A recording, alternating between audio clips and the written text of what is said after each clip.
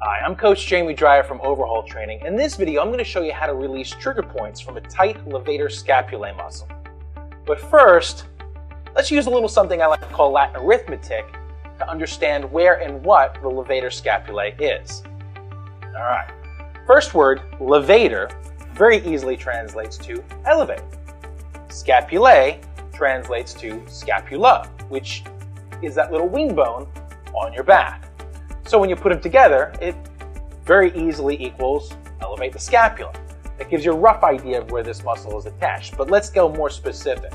So the upper attachments look kind of like the lines coming off a distributor cap from the side of your cervical spine. So your top four vertebrae, the muscle comes right off the side in four different lines, and then once it makes its way down to about here, the muscle actually flips and then starts to blend into one flat muscle together. And then as it comes down, here's the top inside border of my scapula. If I go just below that point, this is where the levator scapulae attaches. So obviously, when it contracts, it's going to pull the scapula, up into elevation. But also, because it's just attached to the one side and not the other thing that the muscle can do is cause downward rotation of the scapula. It also helps a little bit with some rotation and extension of the neck, but not a whole lot. So what are some things that could cause trigger points in this muscle? Well, carrying around a heavy purse or perhaps a satchel of bricks. Usually if you're walking around with a purse or a bag or a backpack or something, it's going to happen for more than a few seconds. It's going to be minutes, maybe an hour or two every day. It's going to be a pretty common occurrence. And this weight is going to cause depression of the whole shoulder. And because the levator scapulae is attached to it, the part of the shoulder girdle, that's going to have a lot of tension running through it. So that muscle is going to hold on to try and keep it in place, and also you're going to engage it so your bag doesn't slide off the side. Over time, that gives you your trigger points, and from there, with those trigger points, because it's attached to the cervical spine, you can end up with a bit of a stiff neck. What to do about it? All right, so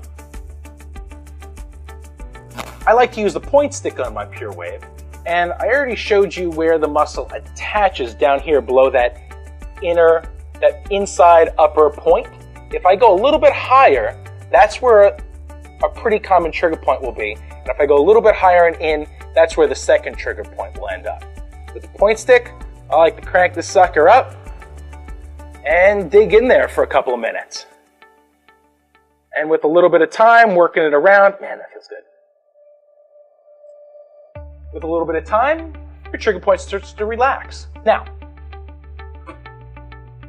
question is, what do you do if you don't have your Pure Wave on hand because your spouse stole it and is working on their own aches and pains, or perhaps you brought it to the office with you yesterday after a wicked racquetball game and left it there?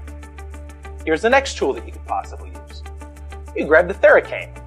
You can take the hook side, flip it up and around, and dig into those trigger points there as well. You got the one set, or a little bit up and in is the second set of trigger points. Dig around for a little bit, kind of find your sweet spot, and there you go. That's how you can release the trigger points. But next, let's go into how we're going to get some length back into the muscle once the trigger points are relaxed. My favorite route to getting healthy length back to a tight muscle is using PNF stretches. And for a tight levator scapulae, it's going to go a little bit like this. I'm assuming I'm going to go ahead and want to stretch the levator on my left side. So I like to take that hand and either stick it in my pants pocket, a belt loop, or maybe even just inside the waistband of my pants or my shorts. And that essentially just helps keep my arm kind of stabilized in its place. Now from there, I'm going to go ahead and take my nose and try and smell my opposite armpit. That starts to get a nice stretch into the muscle. And while I'm there, then I'm going to take the armpit that I'm smelling, I'm going to take those fingers, I'm going to reach around to the opposite side, right in the back of my head, which, as you can notice, is pretty close to where the muscle attaches. And then from there, I'm going to pull farther into the stretch until you can get back, basically as far as you can go. And then at that point, I'm going to engage the muscle to pull back into my fingertips Hold it for 5 seconds. At the count of 5, I'm going to relax the muscle, relax my breath, go a little bit farther into the stretch for 3 to 5 full repetitions. Looks kind of like this.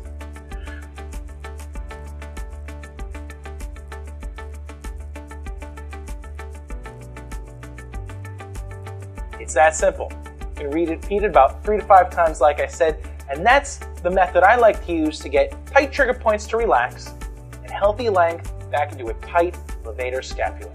I'm Coach Jamie Dreyer. I'll see you in the next video.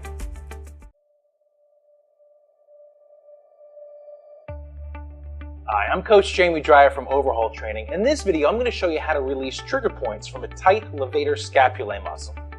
But first, let's use a little something I like to call Latin arithmetic to understand where and what the levator scapulae is. All right. First word, levator, very easily translates to elevate. Scapulae translates to scapula, which is that little wing bone on your back. So when you put them together,